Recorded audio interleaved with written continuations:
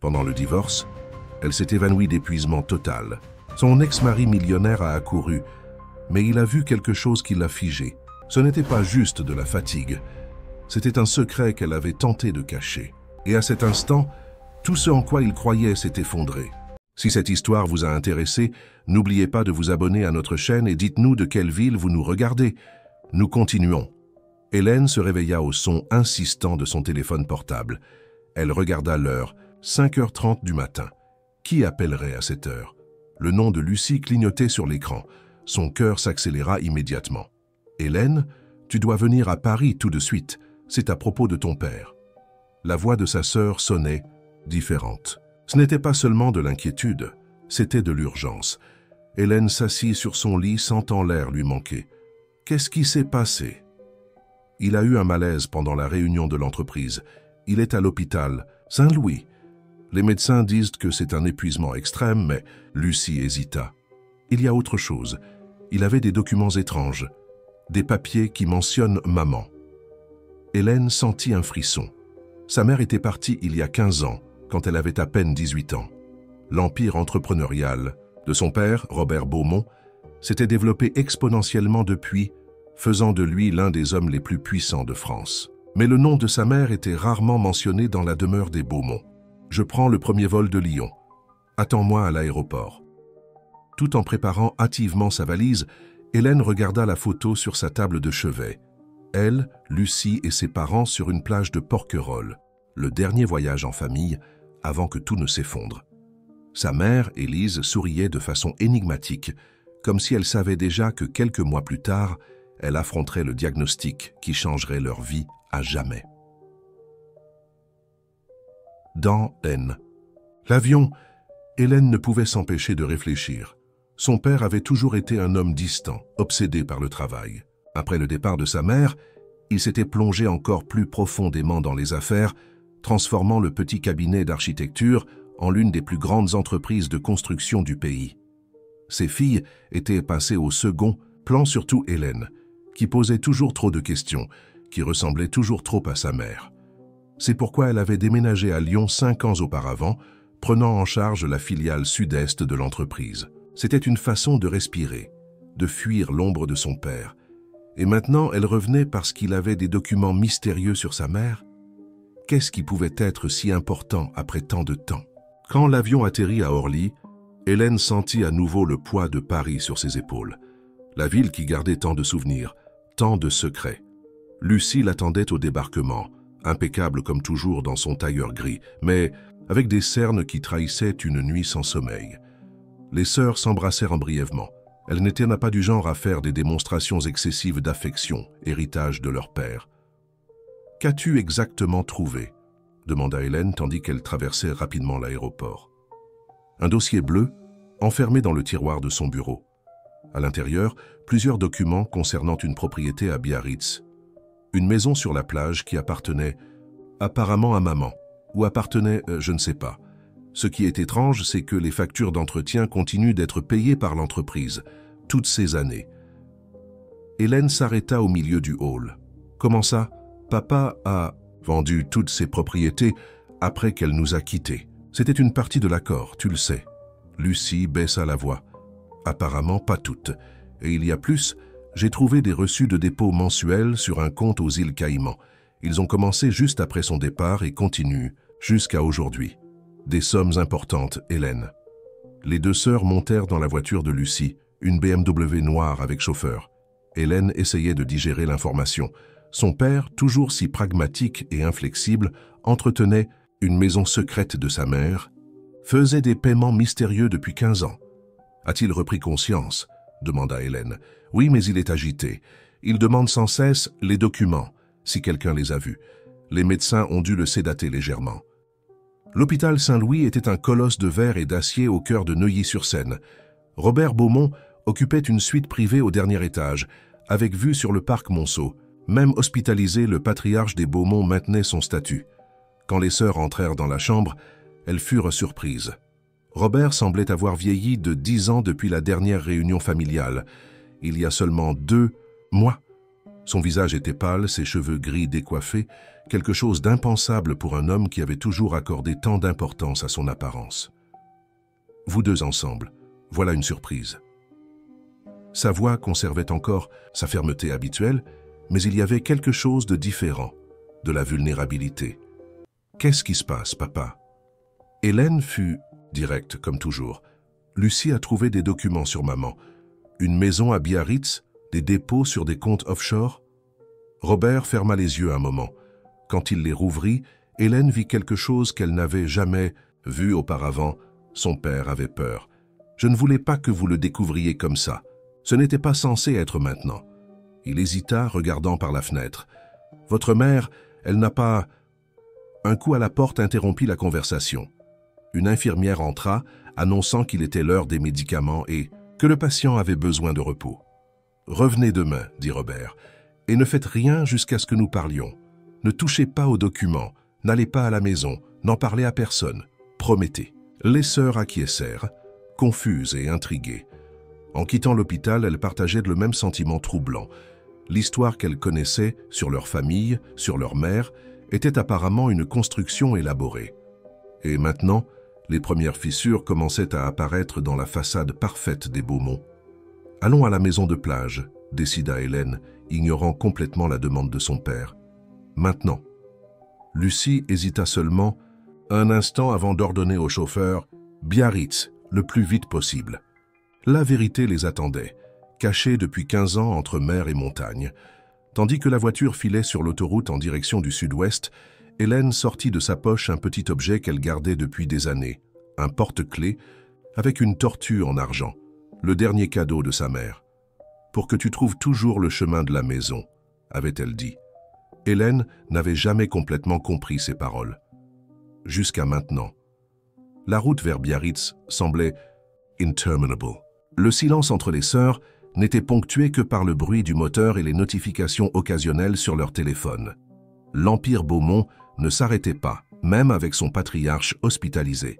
« Tu crois que maman pourrait être... » Lucie ne termina pas sa phrase, mais la pensée planait dans l'air comme une possibilité électrique. « Vivante? Après toutes ces années ?» Hélène s'ajusta dans son siège. « Je ne sais pas.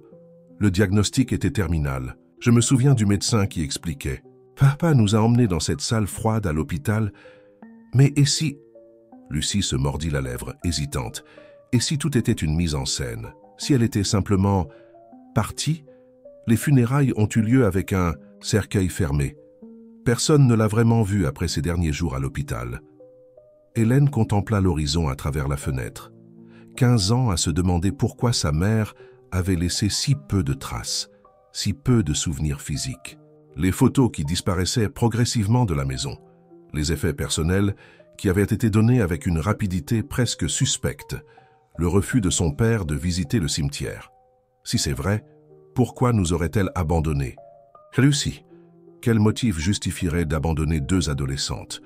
La question resta suspendue entre elles, tandis que la voiture entrait dans la ville historique de Biarritz. Les rues, les maisons élégantes, tout semblait sortir d'une autre époque, un endroit parfait pour se cacher ou pour recommencer.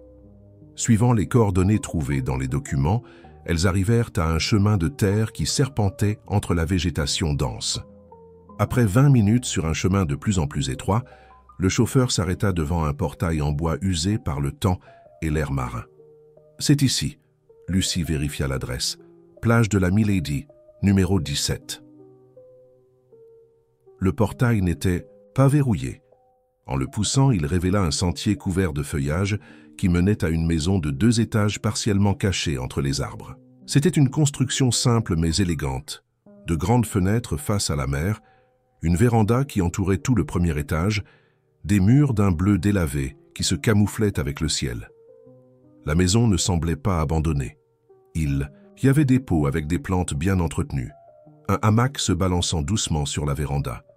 Quelqu'un y vivait, ou du moins fréquentait régulièrement l'endroit. Hélène sentit son cœur s'accélérer. D'un pas hésitant, elle monta les marches de la véranda et s'approcha de la porte. Elle n'eut pas besoin de frapper. La porte s'ouvrit avant même qu'elle ne lève la main. Une femme d'une 50aine d'années se tenait sur le seuil. Ce n'était pas Élise Beaumont, mais son visage n'était pas totalement étranger, Marie? Hélène reconnut l'ancienne gouvernante de la famille, qui s'était retirée soudainement à la même époque que le départ de sa mère. « Je savais que vous viendriez un jour », dit la femme d'une voix calme. « Je ne m'attendais simplement pas à ce que ce soit si tôt. » Marie ouvrit davantage la porte, les invitant à entrer. L'intérieur de la maison était accueillant avec des meubles simples et beaucoup de livres, une décoration qui rappelait immédiatement le goût d'Élise Beaumont. « Où est notre mère ?» demanda directement Lucie, sa voix tremblant légèrement. Marie montra un fauteuil tourné vers la mer. Les sœurs n'avaient pas remarqué auparavant, mais quelqu'un y était assis, observant l'océan. La personne se leva lentement et se retourna. Ce n'était pas Élise Beaumont. C'était un homme, d'une 60aine d'années, avec des yeux incroyablement semblables aux leurs. « Je m'appelle Antoine Mercier, dit-il d'une voix grave. Je suis le frère de votre mère. Nous avons beaucoup à nous dire. » Hélène et Lucie échangèrent des regards confus. Leur mère n'avait jamais mentionné avoir un frère. Selon l'histoire familiale officielle, Élise était fille unique d'un couple déjà décédé de Bourgogne. Ça n'a pas de sens. Hélène recula d'un pas. Notre mère n'avait pas de frère. L'Élise que Robert Beaumont a présentée au monde n'en avait pas, répondit l'homme calmement. Mais la véritable Élise, la femme née Élise Mercier dans un petit village de Provence, avait 3 frères. Je suis le seul qui a survécu pour raconter cette histoire. Il leur fit signe de s'asseoir. Marie apporta un plateau avec de l'eau et du café, se déplaçant avec la familiarité de quelqu'un qui connaissait bien cet espace. « Votre mère n'est pas morte d'un cancer il y a 15 ans, continua Antoine, tandis que les sœurs restaient immobiles. Elle s'est enfuie, elle a dû fuir, et Robert a aidé à orchestrer tout cela, bien que je soupçonne qu'il ne l'ait fait que lorsqu'il n'avait plus d'alternative. Fuir quoi? Qui? Demanda Lucie, sa voix oscillant entre incrédulité et espoir. Antoine soupira profondément avant de répondre. Son passé. Des personnes puissantes qui avaient finalement découvert où elle se trouvait. Et surtout, la vérité sur qui elle était réellement avant de devenir Élise Beaumont. Hélène sentit la pièce tourner. Toute sa vie était fondée sur un mensonge. Sa propre mère était une inconnue. Où est-elle maintenant? Réussit-elle à demander. Ça, je vois presque un murmure. Le regard d'Antoine s'adoucit, mêlant tristesse et espoir. C'est ce que nous devons découvrir ensemble, parce que quelque chose s'est produit il y a 3 semaines.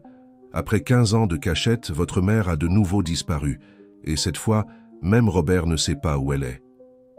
Marie posa sur la table une photo récente. Une femme aux cheveux gris courts, aux yeux intensément bleus. Les mêmes yeux qu'Hélène, souriant à la caméra avec la mère en arrière-plan. C'était Élise, plus âgée, différente, mais incontestablement sa mère. « Voici la véritable raison de l'effondrement de votre père », expliqua Antoine. « Ce n'était pas le stress du travail, c'était la peur. Élise a disparu, et avec elle des documents qui pourraient compromettre beaucoup de personnes puissantes, y compris lui-même. » Hélène prit la photo d'une main tremblante. La femme qui l'avait bercée pendant tant de nuits de fièvre, qui lui avait appris à nager, à lire de la poésie, à questionner le monde, était vivante. Elle avait été vivante toutes ces années, à quelques centaines de kilomètres, à de distance. Pourquoi n'a-t-elle jamais cherché à nous voir? La question s'échappa comme une lamentation. « Parce que l'accord était clair, » répondit Antoine. « Votre sécurité en échange de sa disparition complète, sans contact, sans trace. Robert a construit un empire, mais s'est fait des ennemis en chemin, et certains de ces ennemis ont découvert le passé de votre mère. Un passé qui pourrait détruire non seulement la réputation des Beaumont, mais vous mettre tous en danger réel. » Hélène sentit la colère monter en elle. Colère contre son père qui avait menti, contre sa mère qui avait choisi de les abandonner, contre cet oncle inconnu qui apparaissait avec des vérités impossibles à digérer. Quel passé est si terrible qu'il justifierait d'abandonner ses propres filles? Questionna-t-elle, se levant brusquement. Antoine regarda Marie comme s'il cherchait une permission. L'ancienne gouvernante acquiesça légèrement. « Votre mère n'était pas architecte quand elle a rencontré Robert, » commença-t-il. « Elle était journaliste d'investigation, et elle avait découvert quelque chose qui n'aurait jamais dû être révélé. » Le bruit des vagues de la mer résonnait dans la maison ouverte, tandis que le passé commençait enfin à se révéler, apportant avec lui le poids de secrets gardés pendant des décennies, des secrets qui menaçaient maintenant non seulement la famille Beaumont, mais des structures de pouvoir profondément enracinées au cœur de la France. « Journaliste d'investigation ?» répéta Lucie, incrédule. « Impossible. Nous avons des albums entiers de sa remise de diplôme en architecture. Papa a rencontré maman à l'université. » Antoine sourit tristement tout en servant plus de café. Documents falsifiés. Historique créé rétroactivement. Robert Beaumont était déjà assez influent à l'époque pour fabriquer le passé qu'il souhaitait pour sa future épouse. Il fit une pause. L'école d'architecture dont votre mère était supposément diplômée a subi un mystérieux incendie dans le département des registres académiques 2 ans après son mariage. Pratique, non? Hélène essayait d'assimiler chaque nouvelle information. Des souvenirs d'enfance surgissaient avec de nouvelles significations. La mère qui photographiait toujours tout, qui prenait des notes dans de petits carnets, qui lisait obsessionnellement les journaux, qui avait appris à ses filles à questionner les récits officiels. Si elle était journaliste, où travaillait-elle?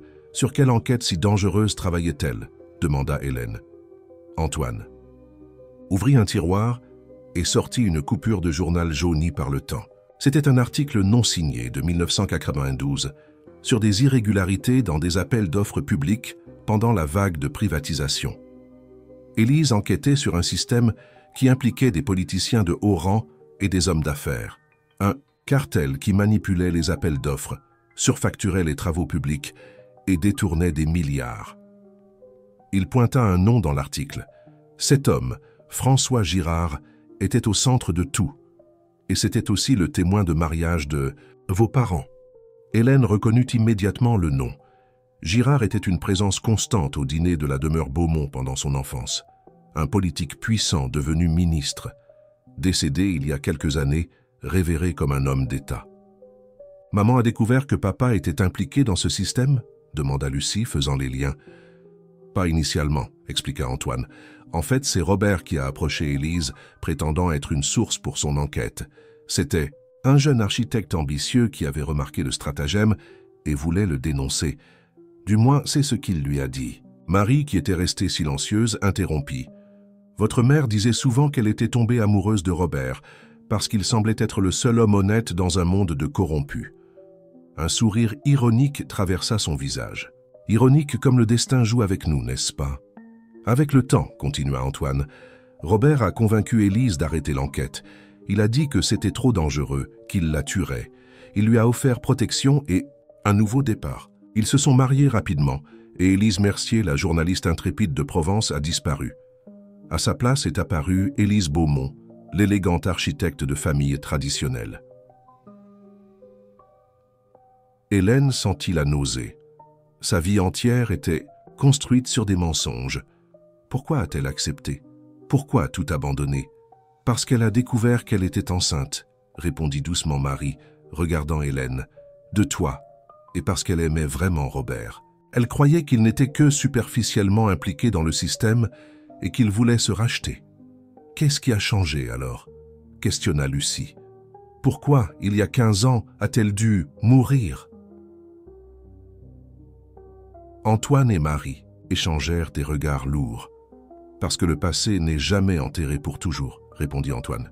Quelqu'un a découvert qui était vraiment Élise et a menacé de révéler non seulement sa fausse identité, mais aussi des preuves qu'elle avait gardées. Des preuves qui pourraient incriminer des dizaines de personnes puissantes, y compris votre père. Quelles preuves? Insista Hélène. Une clé USB, des documents, des enregistrements. Votre mère n'a jamais vraiment abandonné l'enquête, elle l'a juste gardée secrète. Pendant des années, tout en vivant comme la parfaite épouse, de Robert Beaumont, elle a continué à recueillir des preuves. C'était son assurance et son éventuelle rédemption. Un lourd silence tomba sur la pièce. Dehors, le ciel commençait à s'assombrir, la plage déserte reflétant l'orange du coucher de soleil. « Il y a 15 ans, » continua Marie, « quelqu'un a trouvé la cachette de ces preuves dans la demeure. Ils ont envoyé un message direct. « Nous savons qui vous êtes, Élise Mercier. » Est-ce que vous savez? La seule issue était de disparaître. Et maintenant, elle a de nouveau disparu, compléta Hélène. Mais pourquoi, après tant de temps caché ici? Parce que la clé USB qu'elle a gardée pendant tant d'années a été volée il y a 1 mois, expliqua Antoine. Et 3 jours plus tard, François Girard Jr., fils de l'ancien ministre, a annoncé sa candidature à la présidence. Il est en tête de tous les sondages. Hélène sentit un frisson. François Junior fréquentait également la demeure pendant son enfance. Fils gâté, toujours avec un air de supériorité. Maintenant, un politique en ascension météorique. Vous pensez que notre mère est partie à la recherche de la clé USB? Ou fuit-elle ceux qui l'ont volée? Ça, répondit Antoine en se levant, c'est ce que nous devons découvrir, et vite. Parce que si Élise a raison, les informations sur cette clé USB ne menacent pas seulement des réputations, elles menacent l'avenir du pays. Marie s'approcha, avec une boîte en bois sculptée. Votre mère a laissé ceci pour vous. Elle a dit que ça ne devait être ouvert que si elle disparaissait à nouveau. Dans la boîte, il y avait 2 enveloppes, chacune avec le nom d'une des filles, et une vieille carte de France avec des marques dans plusieurs villes. Hélène ouvrit son enveloppe d'une main tremblante. À l'intérieur, une lettre manuscrite et une petite clé dorée. « Ma chère Hélène », commença-t-elle à lire à haute voix, la voix de sa mère résonnant dans sa mémoire. « Si tu lis ceci, cela signifie que nos chemins se sont enfin croisés à nouveau, bien que pas de la manière dont j'ai toujours rêvé. Il y a tant à expliquer, tant à pardonner. Mais le temps est notre ennemi maintenant. Tu as toujours été celle qui posait des questions, celle qui voyait au-delà des apparences. C'est pourquoi je te confie la clé. Non pas du passé, celui-ci est scellé, mais de l'avenir. Un avenir où la vérité n'a pas besoin de se cacher. Trouve-moi là où le fleuve embrasse la mer, où nous avons fait notre dernier pique-nique. Te souviens-tu de l'histoire que je t'ai racontée sur la tortue qui trouve son chemin même à travers l'océan? Il est temps pour toi de trouver le tien. Avec un amour éternel, maman. » Des larmes coulaient sur le visage d'Hélène. Lucie, tout aussi émue, ouvrit son enveloppe. Sa lettre contenait d'autres indices, complémentaires à ceux d'Hélène. « Elle a laissé un jeu d'indices, » conclut Antoine, « typique d'Élise. Toujours transformer même le danger en un puzzle intellectuel. » « Là où le fleuve embrasse la mer ?» murmura Hélène, regardant la carte. « L'estuaire de la Loire. Nous y avons passé des vacances quand j'avais 10 ans. Nous avons fait un pique-nique sur une petite île. Et la tortue, ajouta Lucie, le centre de protection des tortues marines. Maman nous a emmenés voir la libération des bébés tortues dans la mer. Je me souviens que tu as pleuré. Hélène. » Les sœurs se regardèrent, une connexion se formant entre elles, plus forte que le ressentiment, que la distance des années, que les mensonges qui les entouraient. « Nantes, » conclurent-elles ensemble. « Nous devons y aller immédiatement, » dit Hélène, se levant, « avant que notre père ne sorte de l'hôpital et ne se rende compte de ce que nous faisons. »« Et qu'est-ce que nous faisons exactement ?» demanda Lucie, toujours la plus prudente. Hélène regarda par la fenêtre vers la mer qui s'assombrissait avec la nuit qui tombait. Quelque part, sa mère, la vraie, pas la version aseptisée des photographies de famille, attendait. Peut-être avec des réponses, peut-être avec plus de questions, mais vivantes.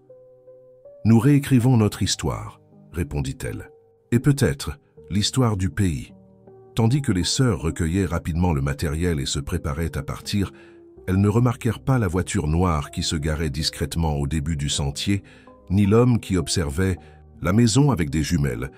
Sur le revers de sa veste, une petite broche avec le symbole de la campagne de François Girard Junior. La chasse avait commencé.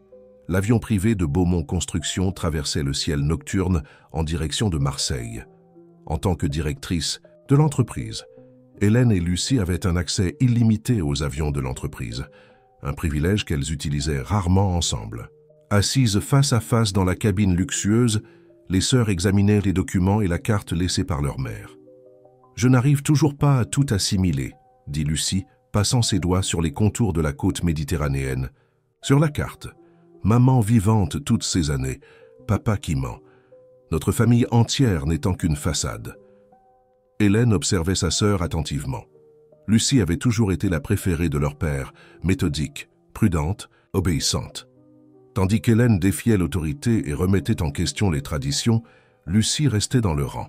Elle avait épousé l'héritier d'une autre famille influente, avait assumé exactement le poste que son père voulait pour elle dans l'entreprise, n'avait jamais créé de problème. Jusqu'à maintenant. « Ce qui me fait le plus mal, » continua. « Hélène, ce n'est pas seulement le mensonge. C'est de réaliser qu'elle a choisi cela. Choisi de nous abandonner pour protéger... Quoi? des preuves de corruption, la réputation de papa. Ou elle a choisi de s'éloigner pour nous protéger, médita Lucie. Si ces personnes sont aussi dangereuses qu'Antoine le suggère, peut-être a-t-elle fait la seule chose possible.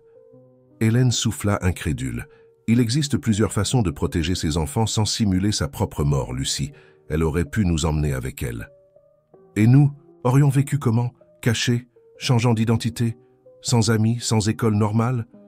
Le téléphone de Lucie vibra, interrompant la discussion. C'était un message de Gustave, son mari. « Ton père demande après vous.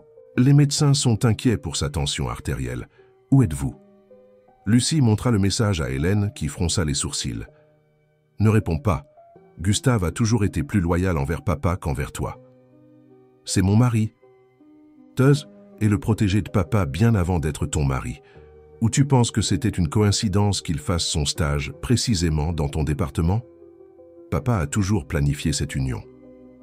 Lucie détourna le regard, blessée, mais ne répondit pas. Au fond, elle avait toujours soupçonné que son mariage était plus stratégique que romantique. « Que ferons-nous en arrivant à Marseille ?» demanda-t-elle, changeant de sujet. « Louer une voiture et conduire jusqu'à Saint-Tropez. Si je ne me trompe pas, c'est près de l'embouchure d'une petite rivière. Nous aurons besoin d'un bateau pour atteindre l'île dont maman a parlé. » Le pilote annonça le début de la descente. Tandis qu'elles attachaient à leur ceinture, Hélène remarqua quelque chose d'étrange sur la carte qu'elles examinaient. « Regarde ça !» montra-t-elle de petites marques presque imperceptibles le long de la côte. « Ce sont des coordonnées et des dates. » Lucie s'approcha, intriguée. « On dirait des points de rendez-vous ou des cachettes ?» Hélène sortit son téléphone et photographia les marques. « Je vais envoyer ça à Antoine. Peut-être qu'il sait ce qu'elles signifient. » L'avion toucha le sol de Marseille peu après 10 heures du soir. Tandis qu'elle traversait le petit terminal VIP, Hélène eut l'inconfortable sensation d'être observée. Instinctivement, elle tira la capuche de sa veste pour couvrir partiellement son visage. « Ne sois pas paranoïaque, » murmura Lucie, remarquant le geste. « Personne ne sait que nous sommes ici. Notre avion a le logo de l'entreprise estampillé sur le fuselage, Lucie. N'importe qui voulant nous tracer saurait exactement où nous avons atterri. » Au comptoir de location, elles optèrent pour un SUV discret au lieu des voitures de luxe qu'elles choisiraient normalement. Elles prirent l'A8 en direction de l'Est, l'autoroute côtière qui serpente entre la Méditerranée et les collines qui donnent son nom à la région. Le téléphone d'Hélène sonna alors qu'elles étaient déjà en route. C'était Antoine. « Les coordonnées, dit-il sans préambule, sont des itinéraires de fuite qu'Élise a planifiés au fil des ans. Des endroits sûrs, mais il y a quelque chose qui cloche. »« Quoi ?» pressa Hélène, mettant le téléphone en haut-parleur pour que Lucie puisse aussi entendre. « La dernière marque d'il y a 3 semaines n'a pas été faite par Élise. L'écriture est différente, plus lourde. Et l'endroit, c'est un piège. » Hélène sentit son cœur s'accélérer. « Comment ça ?»« C'est une zone complètement exposée, sans routes alternatives de sortie. Personne avec une formation en fuite ne choisirait un endroit comme ça. Quelqu'un a modifié la carte après le départ d'Élise. » Les sœurs échangèrent des regards alarmés. « Marie, conclut Lucie, elle a eu accès à la maison toutes ces années. »« Impossible, rétorqua Antoine.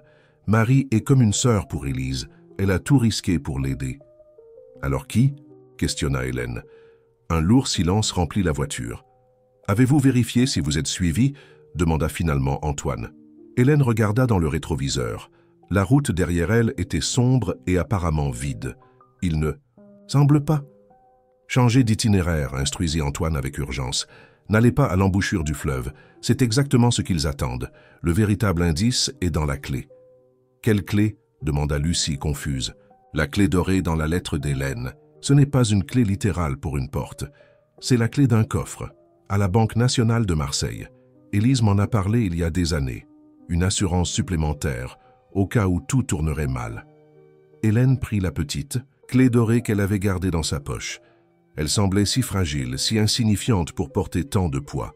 « La banque n'ouvre que demain matin, » constata-t-elle. « Alors trouvez un endroit sûr pour passer la nuit. Pas d'hôtel. Utilisez de l'argent liquide, pas de carte. Et pour l'amour du ciel, éteignez vos téléphones après cet appel. Le GPS peut être tracé. » L'appel se termina brusquement. Hélène et Lucie restèrent silencieuses pendant quelques minutes, digérant les nouvelles informations et leurs implications. « Tu connais un endroit par ici ?» demanda finalement Lucie. Hélène acquiesça. « J'ai une ancienne camarade de faculté qui habite à Saint-Malo, une ville historique, près d'ici. Elle nous aidera. » Tandis qu'Hélène faisait un virage brusque pour prendre une route secondaire, une paire de phares s'alluma à distance, sur la route qu'elles venèrent de quitter. La voiture sombre avait attendu patiemment, maintenant une distance stratégique. Maintenant, elle accélérait pour ne pas perdre sa proie. Sur le siège passager de cette voiture, un homme d'âge moyen aux traits familiers tenait une vieille photo. Robert et Élise Beaumont, jeunes et souriants, à leur fête de mariage. À côté d'eux, le témoin, François Girard Seigneur, levait un verre pour porter un toast. « Je n'aurais jamais imaginé que les filles nous mèneraient jusqu'à elle », commenta l'homme. « Le destin a un sens de l'ironie particulier. » Le chauffeur se contenta d'acquiescer, augmentant la vitesse. La chasse continuait sous le ciel étoilé de la Côte d'Azur, tandis qu'un secret de famille menaçait de se transformer en crise nationale. Saint-Malo était une petite ville coloniale au bord de la Méditerranée. Des constructions historiques du XVIIIe siècle, des rues pavées et un rythme de vie qui semblait immunisé contre le passage du temps. Il était presque minuit quand Hélène gara la voiture devant une maison à la façade bleue dans le centre historique. « Tu es sûr que ton ami ne va pas s'en formaliser ?» chuchota Lucie tandis qu'elle marchait jusqu'au portail. « Claire est archéologue. Elle passe la moitié de l'année sur des fouilles à travers le monde. Quand elle est ici, elle adorerait n'importe quelle compagnie, » assura Hélène, sonnant discrètement à la porte. Une lumière s'alluma à l'intérieur de la maison et bientôt une femme aux cheveux bouclés enveloppée dans un foulard coloré ouvrit la porte. Ses yeux s'écarquillèrent en reconnaissant Hélène. « Mon Dieu, ça fait si longtemps. Qu'est-ce qui t'amène ici à cette heure ?» demanda-t-elle embrassant son amie. « Nous avons besoin d'un endroit pour passer la nuit, » répondit Hélène, se dispensant d'explications élaborées. « C'est une longue histoire. Voici ma sœur, Lucie. » Claire acquiesça, compréhensive, sans poser de questions, une qualité qu'Hélène avait toujours appréciée chez elle. « Entrez, j'ai une chambre d'amis et un canapé-lit dans le bureau. Ce n'est pas exactement le plaza, mais c'est parfait, » assura Hélène. Une fois installée, Claire s'étant déjà retirée dans sa chambre, les sœurs s'assirent sur la petite véranda intérieure de la maison coloniale, parlant à voix basse. « Impressionnant comme tu as des amis dans tous les coins du pays, » commenta Lucie, une pointe d'envie dans la voix. « Contrairement à toi, j'ai eu une vie avant l'entreprise, » répondit Hélène, plus acide qu'elle ne l'avait voulu.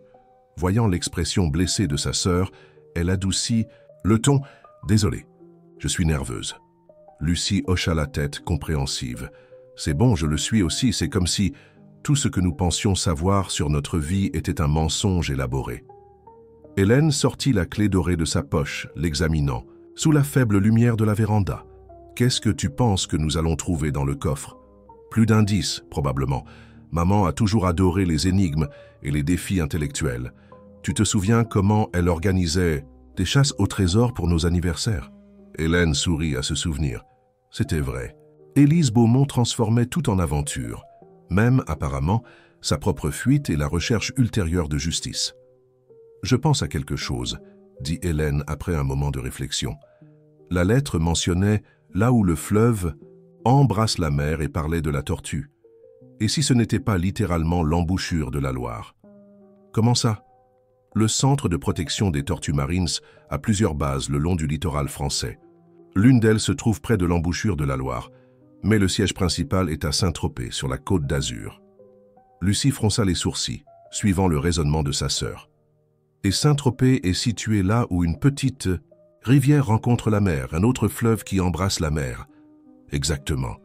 Et c'est là que nous avons passé nos dernières vacances en famille, avant le supposé diagnostic de maman. Lucie prit la carte, l'examinant avec un intérêt renouvelé. Il y a une marque ici, juste à Saint-Tropez, sans date. Parce que ce n'est pas un point de fuite, conclut Hélène, c'est la destination finale. Un bruit dans la rue interrompit la conversation. Des phares illuminèrent brièvement les murs de la véranda, une voiture passant lentement dans la rue étroite. Par instinct, toutes deux reculèrent dans l'ombre. Coïncidence? murmura Lucie, sans grande conviction. Hélène ne répondit pas. Elle prit son téléphone et, ignorant l'avertissement d'Antoine, envoya un court message à un numéro qu'elle n'avait pas utilisé depuis des années. C'était risqué, mais nécessaire. « À qui envoies-tu un message ?» chuchota Lucie. « Alarmée. Richard, répondit simplement Hélène. Ton ex-petit ami? Celui que papa détestait? Hélène acquiesça. Le même qui travaille maintenant pour la police nationale. Nous avons besoin d'aide professionnelle, Lucie. Nous avons affaire à des personnes puissantes et dangereuses.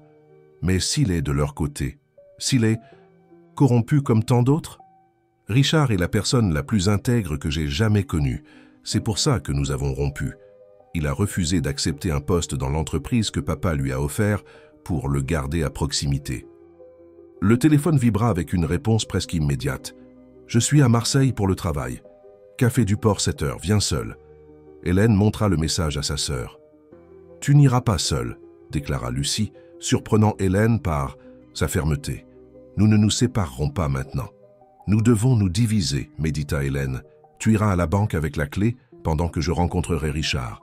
Nous couvrirons plus de terrain ainsi. » À contre-cœur, Lucie accepta.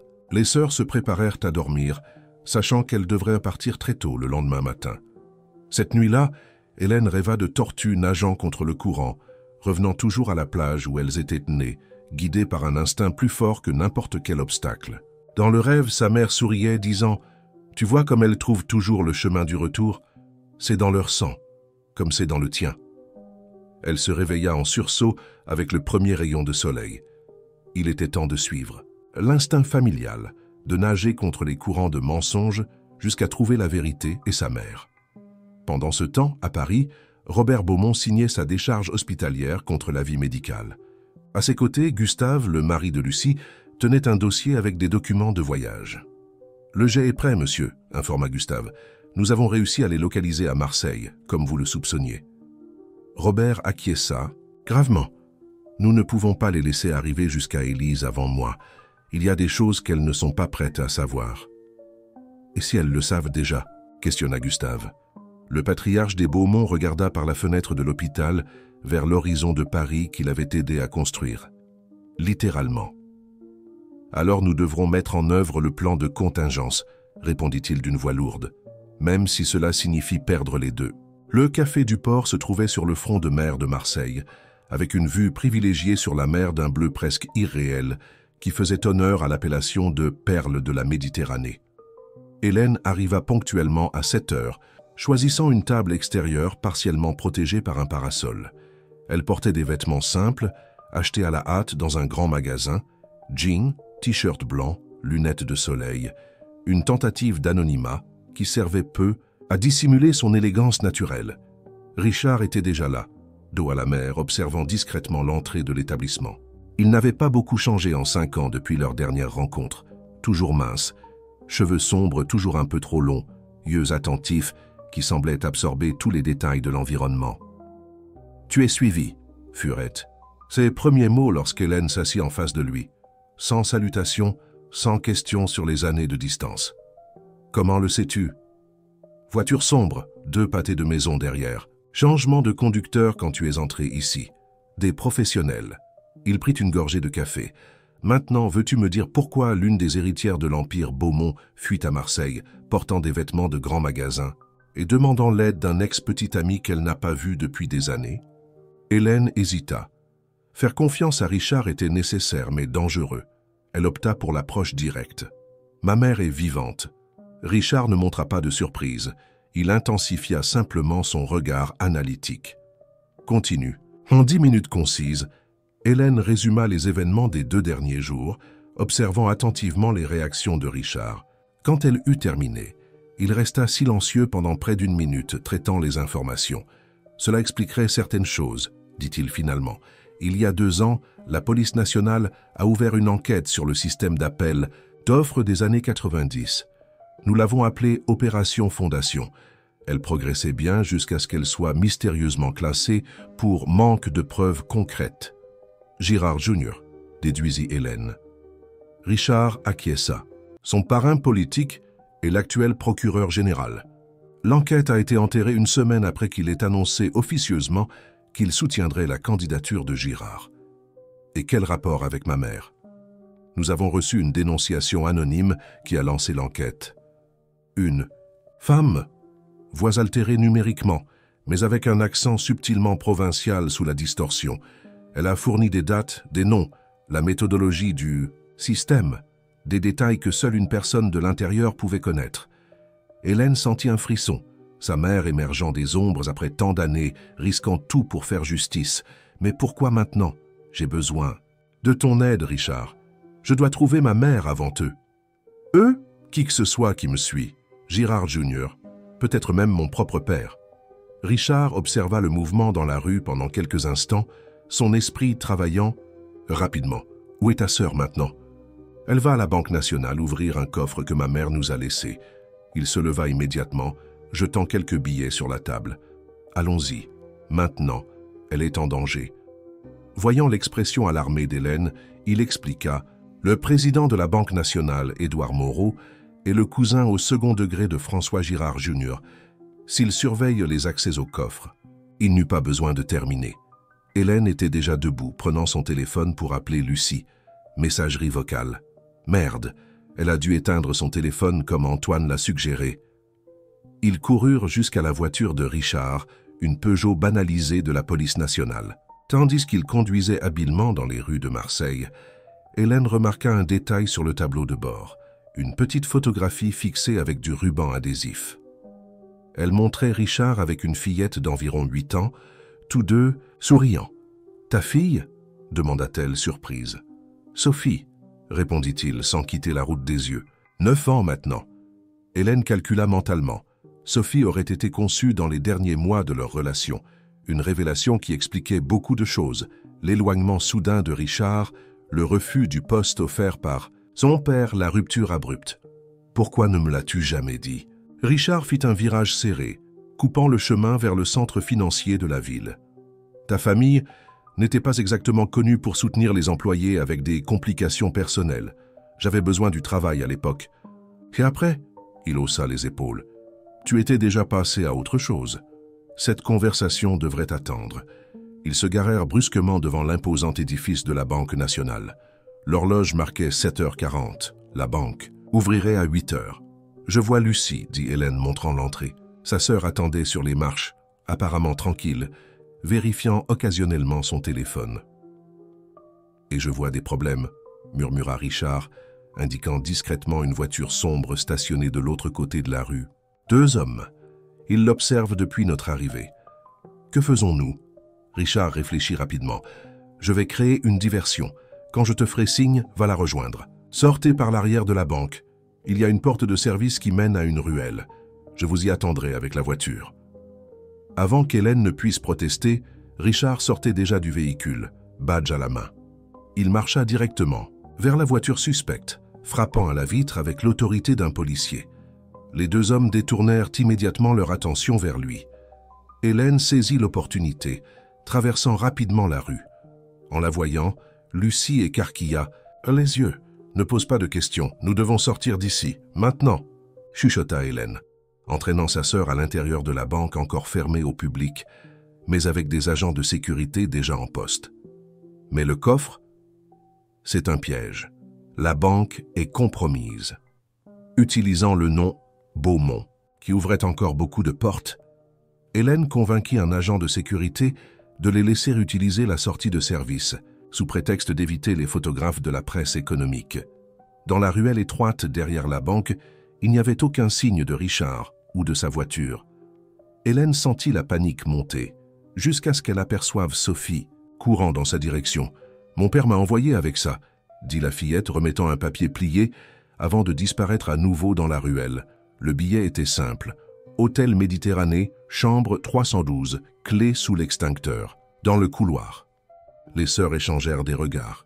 Sans beaucoup d'options, elles marchèrent rapidement vers l'avenue principale, prenant le premier taxi disponible.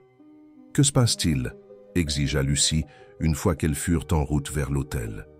Richard a découvert que le président de la Banque nationale est parent avec Girard Junior.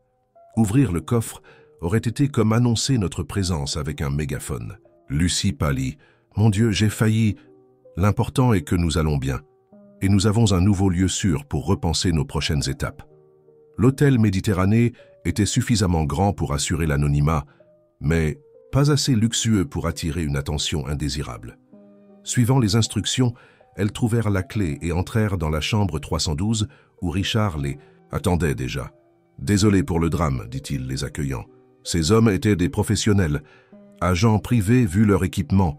J'ai réussi à les semer temporairement, mais nous devons nous déplacer rapidement. » Sur le lit de l'hôtel, il y avait 3 billets d'avion pour Nice et un dossier avec des documents. « J'ai obtenu l'accès au registre d'une enquête classée, » expliqua Richard, ouvrant le dossier. « Il y a des mentions d'une archive sécurisée maintenue par un témoin non identifié. La description correspond à la clé USB que votre mère gardait. Et qu'y a-t-il sur cette clé USB qui vaille une poursuite 15 ans plus tard ?» questionna Lucie. Richard tourna une page du rapport révélant une vieille photo. François Girard Seigneur avec plusieurs hommes d'affaires lors d'une partie de chasse, parmi eux Robert Beaumont. Selon nos sources, des preuves que le système de corruption ne s'est pas terminé dans les années 90. Il a évolué, grandi et financé des campagnes politiques, des sociétés écrans et des opérations beaucoup plus sophistiquées ces 2 dernières décennies. Y compris Beaumont Construction, compléta Hélène, la réalité s'assemblant enfin comme les pièces d'un puzzle macabre. Richard acquiesça gravement. L'empire que vous hériterez un jour a été construit en partie avec de l'argent détourné d'hôpitaux jamais construits, d'écoles surfacturées, d'ouvrages publics qui se sont effondrés des années plus tard à cause de l'utilisation de matériaux inférieurs. Lucie porta les mains à sa bouche horrifiée. Hélène, cependant, montrait plus de colère que de choc. C'est pour ça que maman a continué d'enquêter en secret, même après avoir épousé papa, conclut-elle. Elle voulait rassembler suffisamment de preuves pour démanteler tout le système. Et maintenant, ajouta Richard, avec Girard Junior sur le point de devenir potentiellement président, le timing ne pourrait pas être plus critique. Le téléphone d'Hélène vibra avec un message d'Antoine. « J'ai découvert où elle est. Saint-Tropez, comme vous le soupçonniez. Maison dans la réserve écologique, dans la zone du centre de protection des tortues marines, arrivée avant le coucher du soleil. » Les sœurs regardèrent les billets que Richard avait obtenus. Le vol pour Nice partait dans 2 heures, suffisamment de temps pour rejoindre l'aéroport. « Allons-y, décida Hélène. Notre mère a attendu 15 ans. Nous ne pouvons pas la faire attendre un jour de plus. » Tandis qu'elles rassemblaient rapidement leurs maigres possessions, Lucie remarqua un nouveau message sur le téléphone de Richard. De l'écran verrouillé, elle ne put lire que le début. « Cible confirmée à Saint-Tropez. Équipe Taoni. » Un frisson parcourut son échine. « Équipe tactique. » Richard les aidait-il vraiment ou les conduisait-il directement dans une embuscade? Le destinataire du message ne semblait pas être la police nationale, mais un numéro non identifié. Le même numéro qui, sans que Lucie le sache, avait reçu un message de Robert Beaumont la nuit précédente. « Trouve mes filles. Ramène-les, à n'importe quel prix. » Le vol pour Nice dura un peu plus d'1 heure, tant qu'Hélène mit à profit pour étudier les documents que Richard avait fournis. La complexité du système de corruption était impressionnante. Il impliquait des dizaines d'entreprises, des politiciens de divers partis et des ramifications internationales.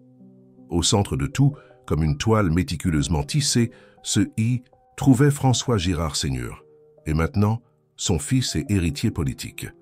À ses côtés, Lucie alternait entre moments de vigilance tendue et bref sommeil. Le stress des derniers jours commençait à prélever son tribut. Sur le siège derrière elle, Richard restait alerte, vérifiant discrètement les mouvements des autres passagers toutes les quelques minutes. « Il y a quelque chose que je ne comprends pas », chuchota Hélène, se penchant vers Lucie. « Si maman avait des preuves aussi compromettantes, pourquoi attendre tant d'années pour les utiliser ?» Lucie réfléchit un moment. Peut-être qu'elle attendait le bon moment, ou rassemblait plus de preuves, ou... Elle hésita, protégeait quelqu'un. « Papa », conclut Hélène amèrement, « toujours à protéger papa. Ou à nous protéger, nous, contra Lucie. Tu y as pensé? Nous étions adolescentes quand elle est partie, vulnérable, financièrement dépendante de papa. » Hélène n'avait pas considéré cet angle. Il était plus facile d'alimenter la colère de l'abandon que de contempler les sacrifices possibles de sa mère. L'avion amorça sa descente vers Nice. Par le système sonore, l'hôtesse annonçait la température agréable de 28 degrés. À travers le hublot, Hélène aperçut la côte dorée de la Côte d'Azur, bordée par le bleu profond de la Méditerranée. Quelque part sur ce littoral, sa mère attendait, ou du moins, c'est ce qu'elles espéraient. À l'aéroport, Richard loua un véhicule, utilitaire discret, évitant à nouveau les voitures de luxe qui pourraient attirer l'attention. Le trajet de Nice à Saint-Tropez était d'environ 80 km par l'A8, connue comme la route verte, car traversant des zones de préservation environnementale.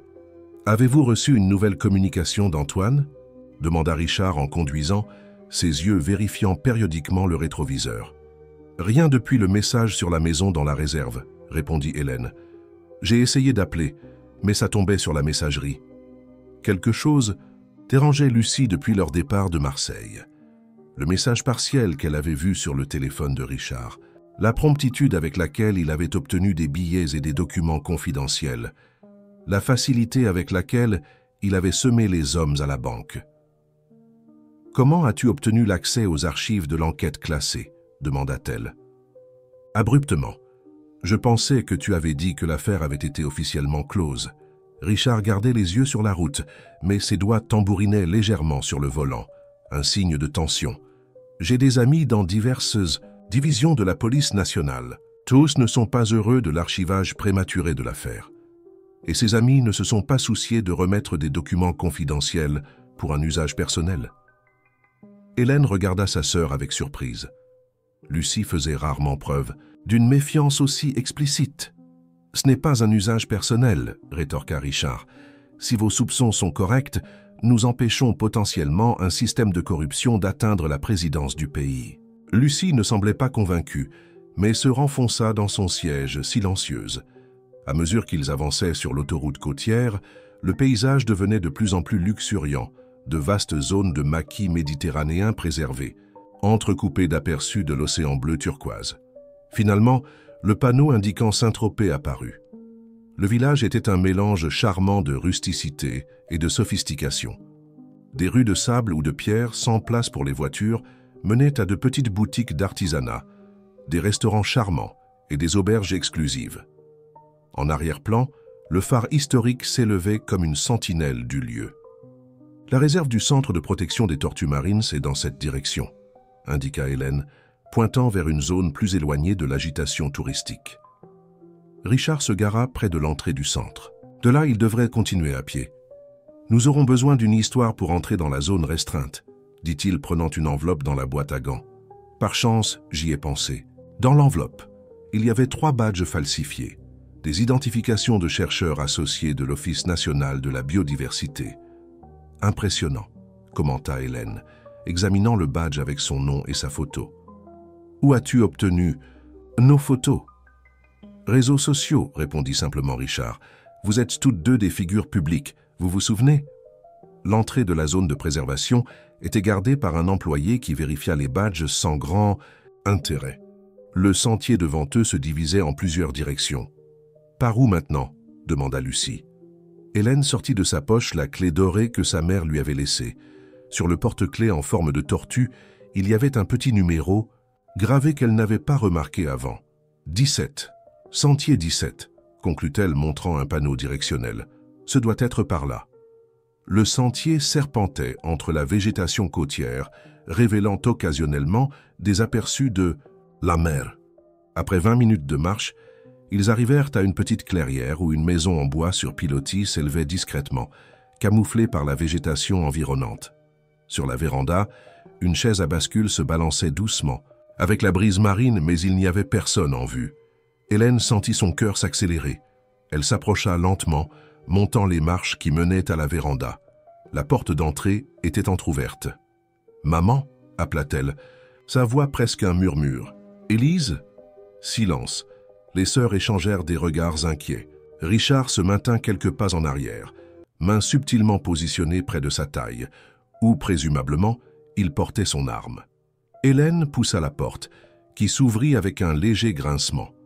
L'intérieur était simple et accueillant, Mobilier en bois clair, murs décorés de photographies de tortues marines, étagères remplies de livres. Une table au centre de la pièce était couverte de papier, cartes et un ordinateur portable ouvert. « Quelqu'un était ici récemment », observa Lucie, touchant la tasse de café encore tiède sur la table. Hélène s'approcha de l'ordinateur portable. Sur l'écran, un document ouvert contenait ce qui semblait être la suite de la lettre laissée pour elle. « Mes filles, si vous lisez ceci, cela signifie que vous avez suivi les indices et trouvé mon refuge. Je ne peux exprimer à quel point je regrette toutes ces années d'absence, tous ces mensonges. Chaque jour, loin de vous, a été une torture que je n'ai supportée que dans l'espoir de pouvoir éventuellement faire justice et peut-être, un jour, reconstruire ce que nous avons perdu. La clé USB que j'ai gardée pendant si longtemps contient suffisamment de preuves pour démanteler non seulement le système original des années 90, mais son évolution actuelle. Nom, date, compte offshore, enregistrement de réunion. Tout est là, y compris l'implication de votre père. Robert n'a pas commencé comme faisant partie du système. En fait, il voulait vraiment le dénoncer quand nous nous sommes rencontrés. Mais l'ambition peut corrompre même les cœurs les mieux intentionnés.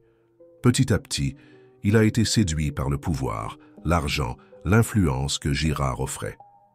Quand j'ai découvert que j'étais enceinte d'Hélène, j'ai pensé que cela changerait tout, que Robert choisirait la voie de la droiture pour sa famille. Pendant un temps, j'ai cru qu'il s'était éloigné de ce monde.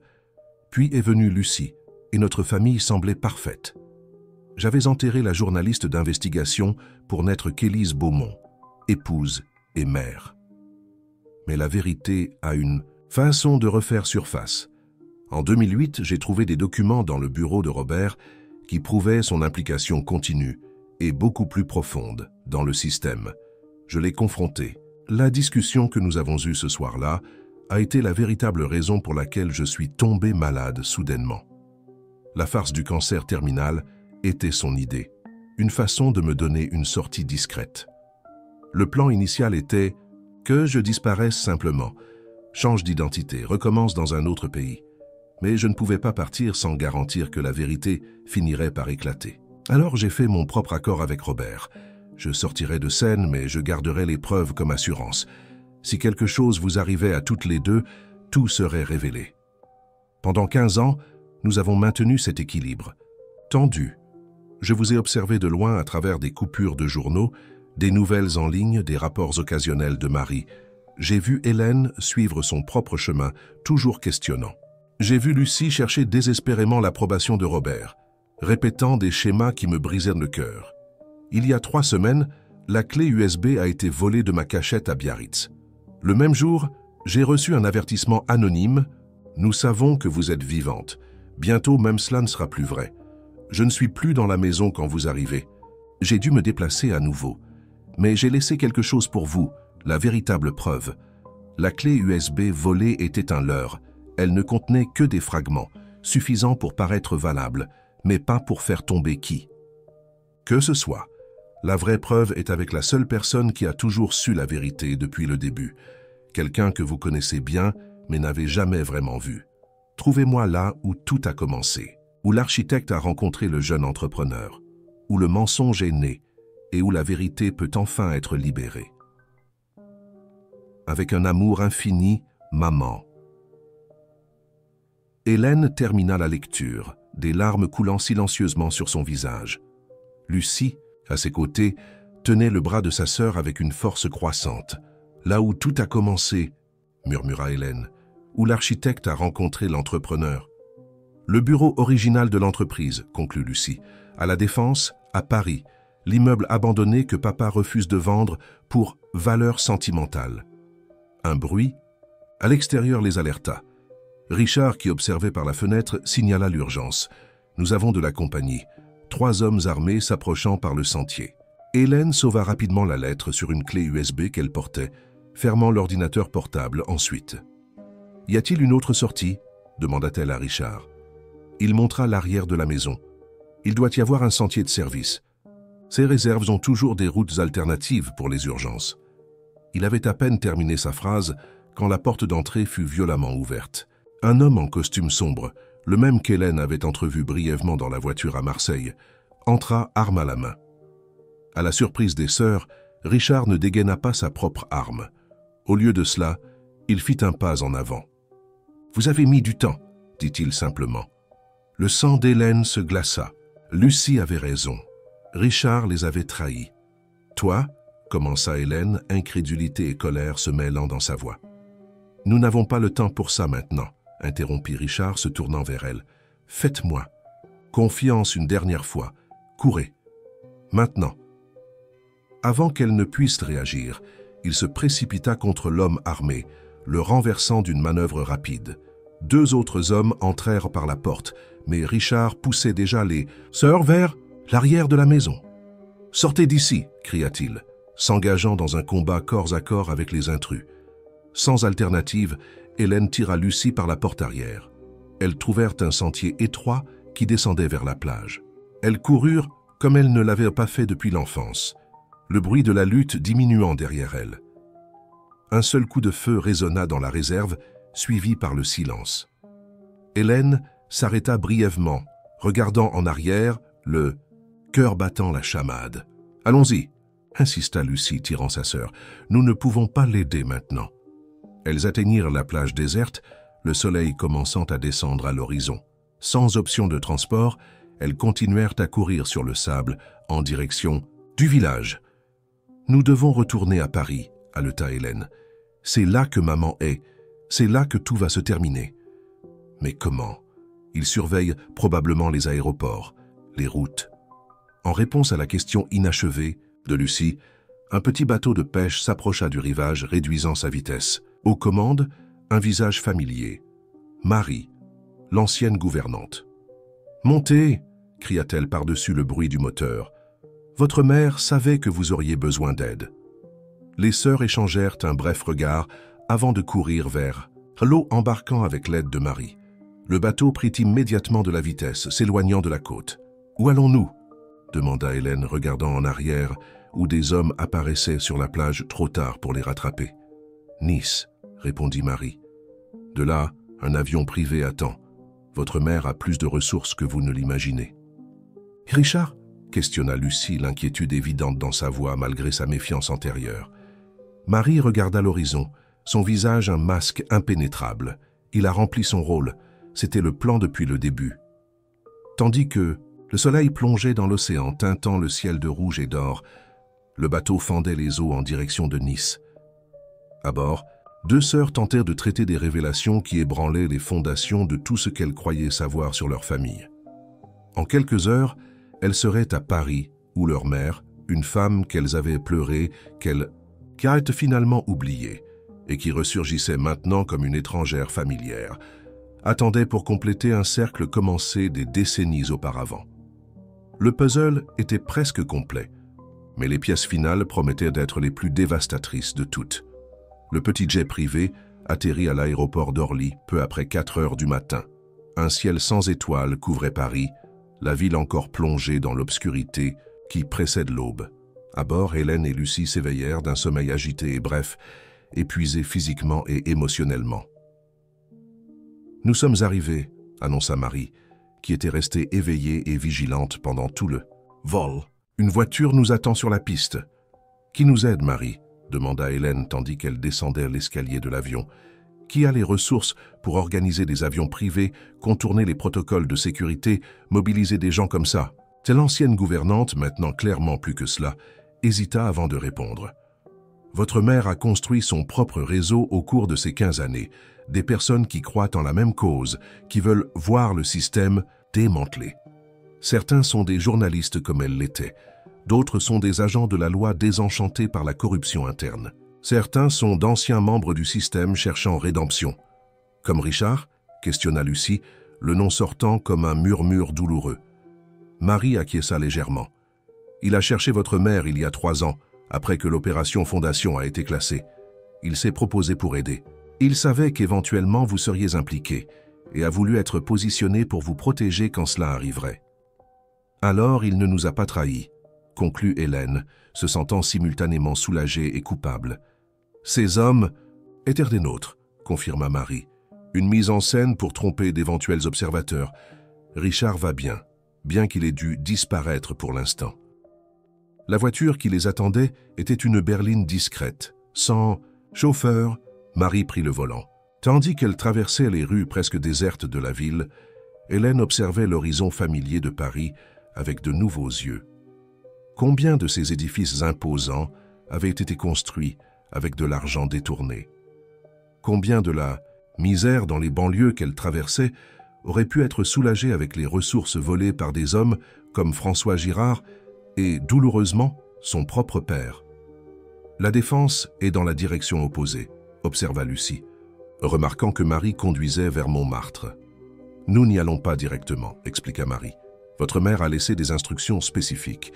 Il y a un dernier endroit que vous devez visiter avant la rencontre finale. 20 minutes plus tard, elles se garèrent devant un petit restaurant à Montmartre, fermé à 7 heures. Le Petit Auvergnat, disait l'enseigne défraîchie. Pourquoi sommes-nous ici? Demanda Hélène, confuse. C'était le restaurant préféré de vos parents quand ils se sont connus, expliqua Marie, ouvrant la porte avec une clé qu'elle sortit de sa poche. Venez. L'intérieur était simple et accueillant. Tables en bois, photographies en noir et blanc au mur, un comptoir en bois massif au fond. Marie les conduisit jusqu'à une table spécifique dans le coin le plus réservé de l'établissement. « C'est ici que c'est arrivé », dit-elle, indiquant 2 chaises. « Asseyez-vous, s'il vous plaît. » Les sœurs obéirent, intriguées. Marie disparut brièvement dans l'arrière du restaurant, revenant avec un dossier vieilli. Votre mère était une habituée assidue de cet endroit pendant ses investigations. Le propriétaire, M. Jacques, était un informateur précieux. Il connaissait tous les politiciens et hommes d'affaires qui venaient ici discuter affaires, croyant être parmi des gens simples et, par conséquent, en sécurité. Marie ouvrit le dossier, révélant d'anciennes photographies. Sur l'une d'elles, une jeune Élise, aux cheveux plus foncés et longs, très différente de la mère dont elle se souvenait, assise seule à cette même table, un carnet ouvert, devant elle. Ce jour-là, le 14 mars 1992, votre père est entré ici pour la première fois. Pas par hasard. Marie montra une autre photo. Robert Beaumont, jeune et déjà élégant, s'approchant de la table d'Élise, apparemment demandant la permission de s'asseoir. Papa disait que c'était une coïncidence, murmura Lucie. Il racontait toujours cette histoire lors des anniversaires de mariage. Comment le destin les avait unis. Ce n'était pas une coïncidence, répondit Marie doucement. Robert a été envoyé par Girard spécifiquement pour se rapprocher d'Élise. Ils avaient découvert qu'elle enquêtait sur le système et ont décidé de placer quelqu'un pour la surveiller de près. Quelqu'un de charmant, convaincant, capable de gagner sa confiance. Peut-être même son cœur. Hélène eut l'impression que l'air avait été aspiré de ses poumons. Un piège depuis le début. Oui, confirma Marie. Mais quelque chose d'inattendu s'est produit. Tout en jouant le rôle d'informateur, d'homme intègre horrifié par la corruption dont il était témoin, Robert est vraiment tombé, amoureux d'Élise, et elle de lui. Marie tourna la page, montrant plus de photographies du couple. Dîner, promenade dans le parc, moment capturé par quelque observateur inconnu. Quand Élise a découvert qu'elle était enceinte de « Toi, Hélène, Robert a paniqué. Girard voulait qu'il termine la relation, qu'il disparaisse après avoir découvert tout ce qu'Élise savait. Mais Robert ne pouvait pas faire cela, plus maintenant. Alors il a proposé une alternative. Il transformerait Élise Mercier, là, journaliste d'investigation, en Élise Beaumont, l'architecte respectable. Il créerait une nouvelle identité pour elle, une nouvelle vie. Le plan serait de lui faire abandonner l'enquête par amour. « Et elle a accepté cela ?» questionna. Hélène incrédule. « Pas initialement, » répondit Marie. « Il y a eu des disputes intenses, des menaces. Finalement un compromis. Elle abandonnerait publiquement l'enquête, assumerait la nouvelle identité, mais garderait des copies des preuves déjà collectées comme assurance. Et Robert resterait à l'écart du système. Mais il n'est pas resté à l'écart, conclut Lucie. Non, l'ambition a été plus forte. Un contrat ici, un appel d'offres facilité, là. Bientôt, il était plus impliqué que jamais. Élise l'a découvert et l'a confronté. C'est alors que le véritable accord a été établi. Il pourrait continuer à condition qu'une partie des bénéfices soit secrètement destinée à des causes sociales. Écoles, hôpitaux, projets qu'Élise sélectionnait anonymement. Les dépôts aux îles Caïmans, déduisit Hélène. Ce n'était pas pour maman personnellement. C'était pour des projets administrés par elle secrètement, confirma Marie. Pendant des années, cet arrangement a fonctionné. Élise feignait d'ignorer les affaires douteuses de Robert, tout en redirigeant des millions pour compenser, d'une certaine façon, les dommages causés. Vous avez grandi, l'entreprise a prospéré, et l'équilibre précaire s'est maintenu. Jusqu'à ce que quelque chose change, dit Hélène. Marie acquiesça gravement. François Girard Seigneur a découvert l'accord parallèle. Il a réalisé que Robert détournait des fonds qui auraient dû aller au système principal. Et plus dangereux, il a découvert qu'Élise conservait toujours les preuves originales. Il a envoyé un ultimatum à Robert. « Contrôle ta femme, ou nous le ferons. » Le soleil commençait à poindre, illuminant le restaurant vide avec les premiers rayons dorés du jour. C'est alors qu'ils ont planifié la mort de maman, conclut Lucie, pour la protéger, pour nous protéger tous. Oui, confirma Marie, un plan méticuleux, le faux diagnostic, la détérioration mise en scène, les funérailles avec cercueil fermé. Robert savait que c'était la seule façon de maintenir tout le monde en vie. Élise, vous deux, lui-même. Girard ne pouvait pas simplement tuer l'épouse d'un associé important sans conséquence, mais un veuf en deuil serait facilement contrôlable. Hélène sentit la nausée en contemplant le mensonge élaboré qui avait façonné la moitié de sa vie. Sa mère n'était pas morte, mais avait été exilée par une conspiration que son propre père avait aidé à construire. Pourquoi a-t-elle décidé de réapparaître maintenant ? Demanda-t-elle, affrontant enfin la question qui brûlait dans sa poitrine. Pourquoi après 15 ans ? Marie ferma soigneusement le dossier. Parce que François Girard Seigneur est décédé, parce que son fils est à un pas de la présidence, et parce que... Elle hésita. Votre père est mourant, Hélène. Ce malaise au bureau n'était pas seulement du stress. Robert a un anévrisme cérébral inopérable. Les médecins lui ont donné quelques mois. Le silence qui suivit était dense comme du béton. Lucie couvrit son visage de ses mains, des larmes coulant entre ses doigts. Hélène resta immobile, traitant l'information comme un ordinateur surchargé, incapable de générer une réponse émotionnelle immédiate. À une telle révélation, il a demandé à voir Élise une dernière fois, continua Marie doucement, pour régler ses comptes avant de partir. C'est alors que la clé USB a disparu, volée par quelqu'un au sein même de l'organisation Girard, quelqu'un qui a découvert la réunion imminente et craignait ce qui pourrait être révélé. Marie se leva, indiquant qu'il était temps de poursuivre. « Votre mère attend, et si mes sources sont correctes, votre père est déjà en route vers la même destination. » En quittant le restaurant, les premiers signes de la ville qui s'éveillait étaient visibles. Livraisons matinales aux boulangeries, éboueurs balayant les trottoirs, cadres matinaux courant au parc Monceau. « Se sont-ils vraiment aimés ?» demanda soudainement Hélène, alors qu'elle remontait en voiture. Malgré tout, malgré le mensonge initial, ils se sont vraiment... Plus que n'importe quel couple que j'ai jamais connu, répondit Marie avec conviction. C'est pourquoi tout ceci est si tragique. Ça a commencé comme une opération, s'est transformé en amour véritable, et s'est terminé par une séparation forcée par des circonstances qu'ils ont tous deux contribué à créer. Comme un feuilleton de la vie réelle, mais sans la fin heureuse garantie.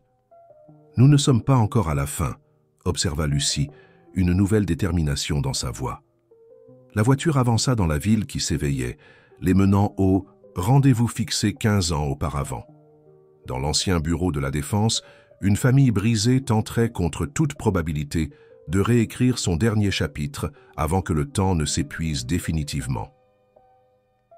L'ancien bureau de Beaumont, construction à la Défense, était un bâtiment de 4 étages de style industriel, entouré de palissades et de panneaux « propriété privée, entrée interdite ». Il semblait abandonné, avec des fenêtres poussiéreuses et une façade décolorée qui contrastait radicalement avec le siège actuel, une tour miroir de 30 étages au cœur des Champs-Élysées. Marie se gara à distance sécuritaire, vérifiant les alentours avec l'attention d'une vétérane. « Je ne vois pas de mouvement suspect », commenta-t-elle, « mais cela ne signifie pas que nous sommes seuls. »« Comment entrons-nous » questionna Lucie, observant les portails verrouillés et les caméras de sécurité encore fonctionnelles. Marie sourit légèrement, sortant une carte magnétique de sa poche. « Votre mère a conservé certains accès importants au fil des années. » Elles s'approchèrent discrètement. utilisant une entrée latérale partiellement cachée par de la végétation non taillée. L'intérieur du bâtiment présentait un étrange contraste, manifestement abandonné, avec des meubles couverts de draps blancs poussiéreux et des piles de vieux documents, mais simultanément entretenus, sans infiltration grave, sans détérioration structurelle. Comme un mausolée préservé, papa a maintenu cet endroit comme une sorte de sanctuaire, observa Hélène, passant ses doigts sur une table qu'elle reconnut des photographies de famille. Je sais qu'il a refusé des offres de plusieurs millions pour ce terrain au fil des ans. L'endroit où tout a commencé, murmura Lucie, tant l'empire que le mensonge. Marie les conduisit par l'escalier jusqu'au 3e étage où se trouvait l'ancien bureau présidentiel. La porte était entr'ouverte, une douce lumière venant de l'intérieur. « Elle vous attend », dit Marie s'arrêtant. « À partir d'ici, vous continuez seul.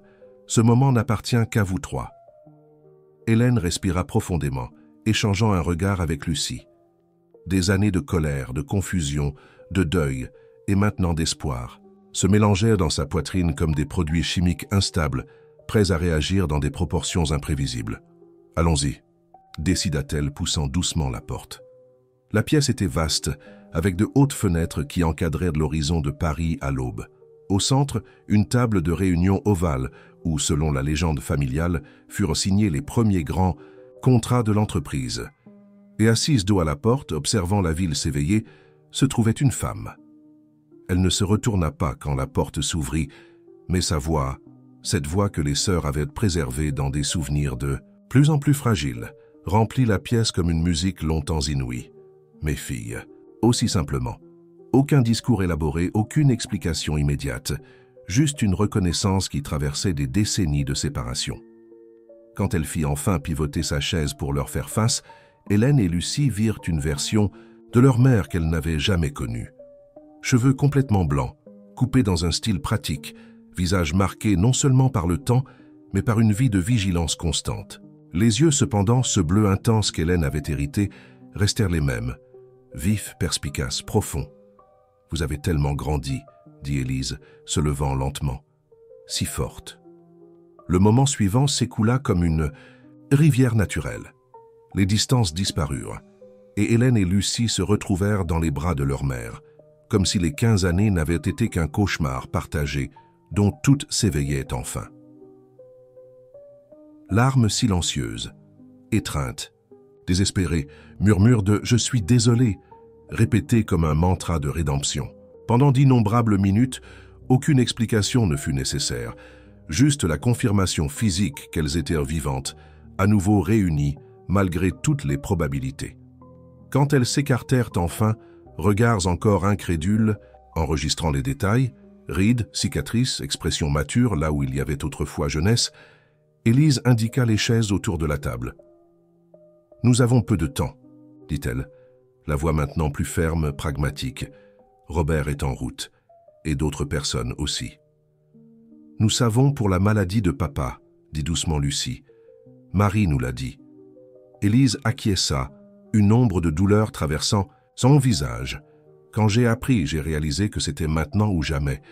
La vérité devait éclater, pas seulement sur le système de corruption, mais sur notre famille. Pourquoi ne nous as-tu jamais cherché avant?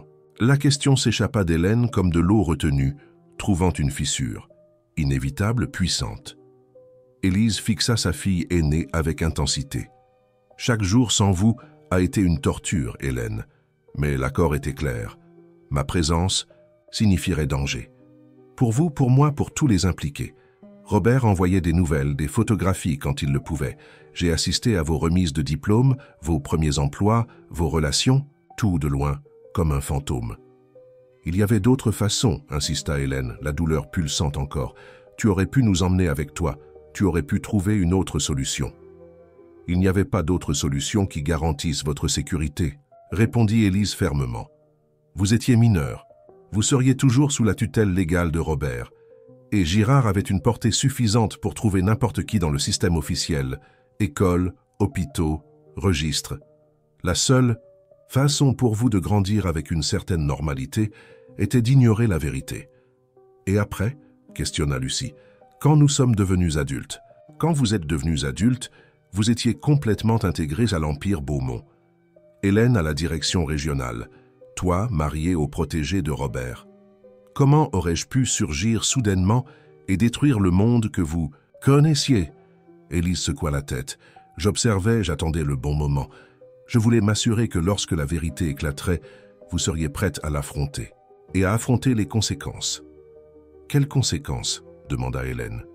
Élise se leva, marchant vers une étagère poussiéreuse. Elle retira quelques livres, révélant un coffre-fort encastré dans le mur. « Votre empire s'effondrera quand ses preuves seront révélées, » dit-elle, tapant une combinaison. « Beaumont Construction, les entreprises associées, tout construit sur des contrats frauduleux et de l'argent détourné. Beaucoup de personnes iront en prison. Certaines sont déjà décédées, comme Girard. Mais d'autres sont en position de pouvoir encore plus élevé maintenant, comme François Jr., compléta Lucie.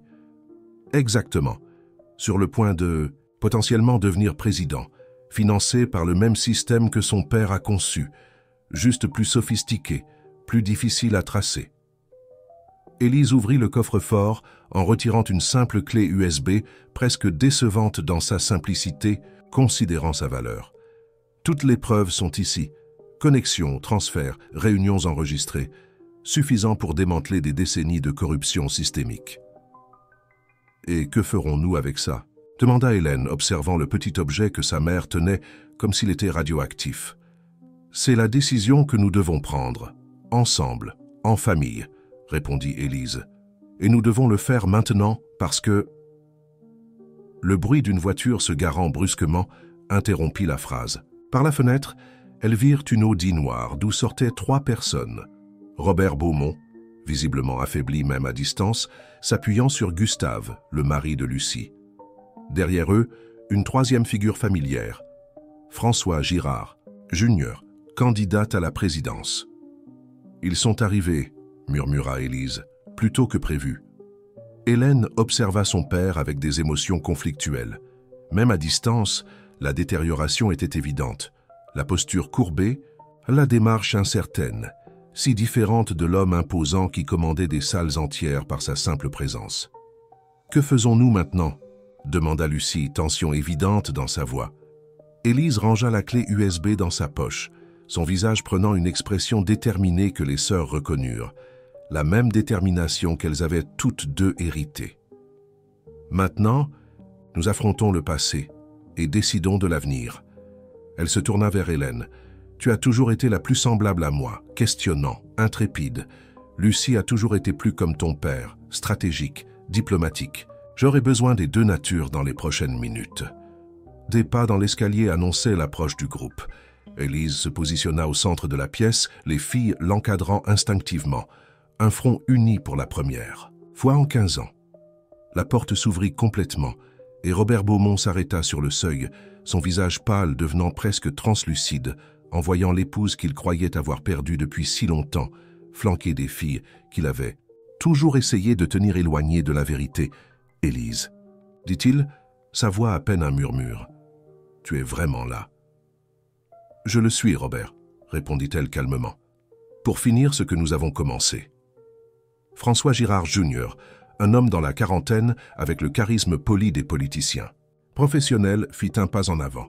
Une réunion familiale touchante, commenta-t-il avec une cordialité feinte. Dommage qu'elle doive être si brève. C'est alors qu'Hélène remarqua le volume discret sous la veste bien coupée du politique. Une arme.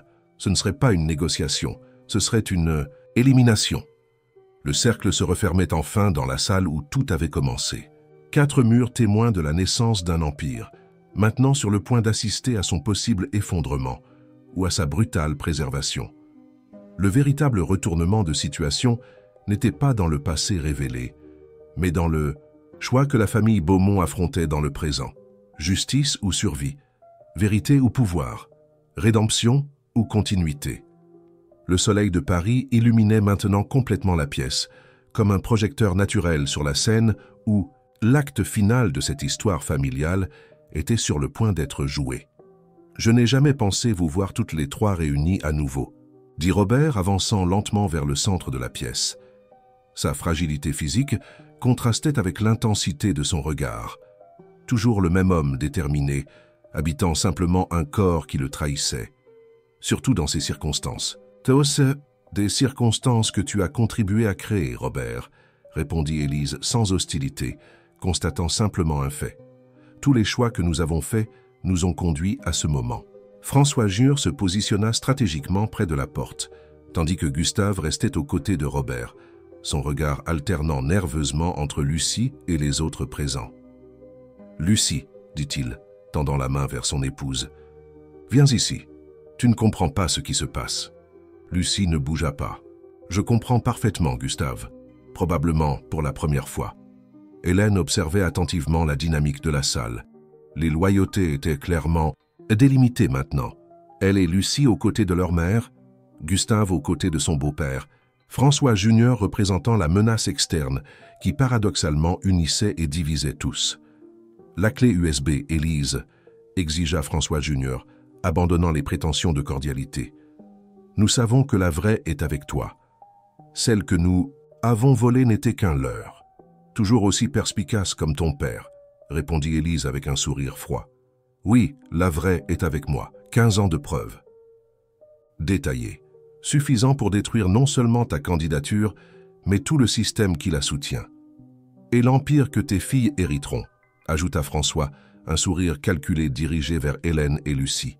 « Y avez-vous pensé? Ce qui arrivera à Beaumont Construction quand ces preuves seront révélées? Combien d'emplois seront perdus? Combien de vies ruinées? » « Des vies ont déjà été ruinées, » rétorqua Hélène. « Des hôpitaux qui n'ont jamais été construits, des écoles qui se sont effondrées, des ponts qui ont cédé. L'argent qui a alimenté notre richesse venait de ces endroits. » Robert leva la main dans un geste apaisant. « François, s'il te plaît, c'est une affaire de famille. » Il se tourna vers Élise. « Je sais pourquoi tu fais cela. Tu as toujours été l'idéaliste entre nous. Tu as toujours cru que la vérité en soi a une valeur absolue.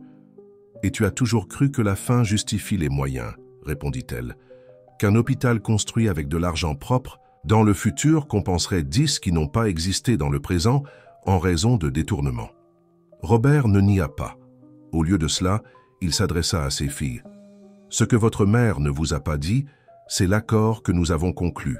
Une part significative des bénéfices de l'entreprise, des bénéfices obtenus grâce à ces contrats qu'elle condamne, a été redirigée vers des projets sociaux secrets, des écoles dans des communautés défavorisées, des cliniques médicales dans des zones reculées, du microcrédit pour de petits entrepreneurs, des projets qu'elle-même sélectionnait et administrait à distance. « Robin des Bois corporatifs ?» questionna Hélène, sceptique. « Voler aux pauvres, via l'État pour redonner des miettes directement ?» « Imparfait, » admit Robert, moralement ambigu mais réel. Demandez-lui combien de vies ont été transformées par les projets que nous avons financés. Demandez-lui si elle est prête à sacrifier l'avenir de ces projets pour une justice rétroactive. Élise ne détourna pas le regard. Chaque centime de ces projets est venu d'un vol antérieur, Robert. Nous ne pouvons pas construire un avenir juste sur des fondations corrompues. François Junior vérifia discrètement sa montre, sa patience s'épuisant clairement. Les scènes familiales sont touchantes, mais nous avons un calendrier, la clé USB, Élise, maintenant, où nous devrons adopter des mesures moins diplomatiques. Sa main se déplaça subtilement vers le volume sous sa veste. Gustave pâlit, manifestement pas préparé au niveau d'escalade que François suggérait. C'est alors que Robert fit quelque chose d'inattendu. Il se plaça entre François et les femmes de sa famille. « Il n'y aura pas de violence ici, François. Pas contre ma famille. » Le candidat à la présidence rit incrédule. « Ta famille, l'épouse qui a simulé sa propre mort, les filles qui conspirent contre toi, c'est la famille que tu défends, Robert ?»« Oui, » répondit-il simplement. « Ma famille. » Malgré tout, Élise observait son mari avec une nouvelle expression, non plus la détermination froide d'avant, mais un mélange complexe d'émotions, surprise, respect réticent, et quelque chose de plus profond que les filles ne pouvaient nommer. « Que proposes-tu alors, Robert ?» demanda-t-elle. « Je suis venu ici pour terminer ceci, d'une façon ou d'une autre. » Robert respira profondément, l'effort de la confrontation prélevant clairement son tribut physique. Une dernière négociation, un dernier accord. Il se tourna vers ses filles. « Hélène, Lucie, vous êtes l'avenir de Beaumont. Ce que j'ai construit, je l'ai construit pour vous. Mais j'ai toujours su qu'un jour vous auriez à décider quel type d'avenir ce serait. De quel genre de choix parlons-nous, papa? Demanda Lucie, sa voix plus ferme que quiconque dans la pièce ne l'avait jamais entendue. Robert regarda Élise, une communication silencieuse passant entre eux, le type de compréhension que seules des décennies d'intimité, même interrompues, pourraient forger. Ta mère et moi avons élaboré un plan. Avant mon diagnostic, avant que tout ceci n'explose. Il fit un geste englobant la situation actuelle. Un plan de transition. Beaumont Construction se transformerait progressivement, sortirait des contrats gouvernementaux problématiques, renouvellerait sa direction, établirait des pratiques transparentes. Un nettoyage contrôlé, traduisit Hélène sceptique, pour éviter l'effondrement total.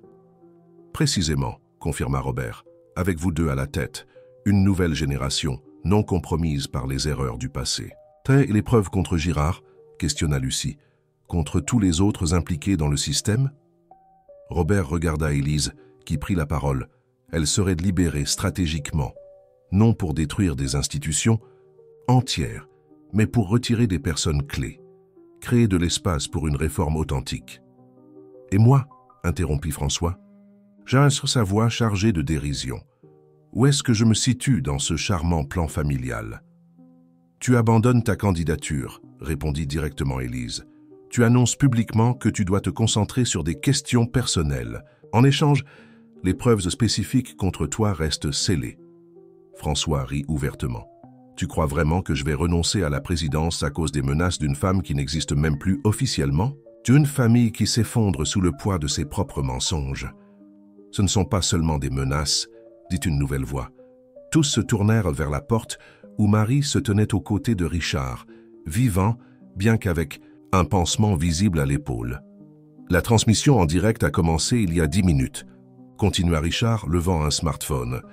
Chaque mot de cette réunion est transmis à des serveurs sécurisés dans 3 pays différents, et des copies de la clé USB ont déjà été remises à 5 journalistes d'investigation internationaux, programmés pour libération automatique si quelque chose arrive à quiconque dans cette pièce. Le visage de François se transforma en un masque de fureur. Son plan d'élimination simple s'était transformé en cauchemar logistique. « C'est du chantage », grogna-t-il. « Ce sont des conséquences », corrigea Élise calmement. « Quelque chose que des hommes comme toi et ton père ont rarement rencontré. » Robert profita du moment de déséquilibre pour porter le coup final. « Ta carrière politique n'est pas nécessairement terminée, François. Juste cette candidature. Recule maintenant, coopère avec le plan de transition et peut-être dans quelques années, quand la poussière sera retombée. » Il laissa la suggestion en suspens, faisant appel à l'ambition à long terme du politique. Hélène observait la négociation avec une compréhension croissante. Ce n'était pas le scénario de justice parfaite que les idéalistes souhaiteraient. Les méchants publiquement exposés, le système corrompu s'effondrant complètement. C'était quelque chose de plus complexe, une transition calculée, un équilibre entre justice et stabilité, entre vérité et pragmatisme. « Et nous ?» demanda-t-elle finalement, regardant sa mère. « Tu reviens, officiellement ?» Élise sourit tristement. « Ce ne serait pas si simple. Légalement, je suis toujours morte. Mais... » Elle regarda Robert. « Nous pourrions trouver un moyen. Peut-être pas comme Élise Beaumont ressuscitée, mais comme quelqu'un de nouveau, quelqu'un qui pourrait être présent dans votre vie ouvertement. » Robert acquiesça, tendant la main à l'épouse qu'il n'avait pas vue depuis 15 ans. Après un moment d'hésitation, elle l'accepta. Pas un geste de réconciliation romantique, mais de partenariat renouvelé avec un objectif commun. « Et nous ?» Lucie s'adressa à Gustave, qui restait silencieux, traitant les révélations. « Notre mariage faisait-il partie du plan aussi? Une façon de me garder dans le rang ?» Gustave hésita, visiblement divisé. « Au début, peut-être. Ton père m'a positionné stratégiquement. Mais Lucie, il fit un pas vers son épouse. Ce qui s'est passé ensuite était réel. Ça continue de l'être. » La tension dans la pièce se transformait graduellement. Non en résolution simple. Les blessures étaient trop profondes. Les révélations trop récentes pour cela. Mais en possibilité. La possibilité d'un nouveau chapitre écrit consciemment par tous les impliqués. François Junior fut le premier à rompre le moment. ajustant sa cravate comme s'il pouvait restaurer sa dignité avec elle. « Apparemment, je n'ai pas beaucoup de choix, dit-il froidement. Mais souvenez-vous, les structures de pouvoir ne s'effondrent pas facilement. Et des gens comme moi trouvent toujours un chemin de retour. C'est pourquoi des gens comme nous devront rester vigilants, » répondit Hélène, se retrouvant inopinément dans la position d'architecte non seulement de bâtiment, mais de l'avenir de l'entreprise familiale. Quand François sortit, escorté discrètement par Richard pour garantir sa coopération et, qui resta dans la pièce, n'était que la famille Beaumont, Robert et Élise, les patriarches séparés par un destin qu'ils avaient eux-mêmes contribué à façonner, Hélène et Lucie, héritières non seulement d'un empire d'entreprise, mais d'une responsabilité morale complexe, et Gustave, représentant les liens qui, bien qu'initiés par convenance, pourraient évoluer vers quelque chose de sincère. « Alors c'est tout ?» demanda Hélène, regardant par la fenêtre vers l'horizon de Paris. « Nous reconstruisons tout progressivement. Nous prétendons que le passé peut être corrigé sans être complètement exposé ?»« Non, » répondit Élise, suivant le « regard de sa fille. Nous ne prétendons rien, nous reconnaissons les erreurs, nous réparons ce qui peut être réparé, nous construisons quelque chose de meilleur sur les ruines, au lieu de simplement démolir sans plan pour ce qui vient après. » Robert, visiblement épuisé, s'assit lourdement sur l'une des chaises. « Je ne serai jamais capable de compenser les années que je vous ai prises, » dit-il regardant ses filles, « ou les dommages causés par mes choix. Mais dans le temps qu'il me reste… » Il laissa la phrase inachevée, la réalité de sa condition planant dans la pièce comme une présence supplémentaire. « Dans le temps qu'il nous reste », compléta Élise, surprenant tout le monde en s'asseyant à côté de son mari, « nous faisons mieux, c'est tout ce que chacun de nous peut faire. » Hélène et Lucie échangèrent des regards, non plus de colère partagée ou de confusion, mais de compréhension mutuelle. L'héritage qu'elles recevraient était complexe, entaché par la corruption, mais aussi avec un potentiel de réparation. La mère qu'elles avaient récupérée n'était pas la sainte qu'elles avaient idéalisée dans l'enfance, ni la traîtresse qu'elles avaient craint avoir découverte, mais une femme réelle, complexe, qui avait fait des choix difficiles dans des circonstances impossibles. Et le père qu'elles avaient toujours connu se révélait également multifacette.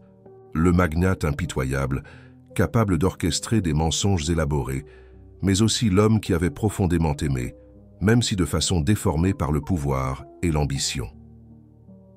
La journée avançait dehors.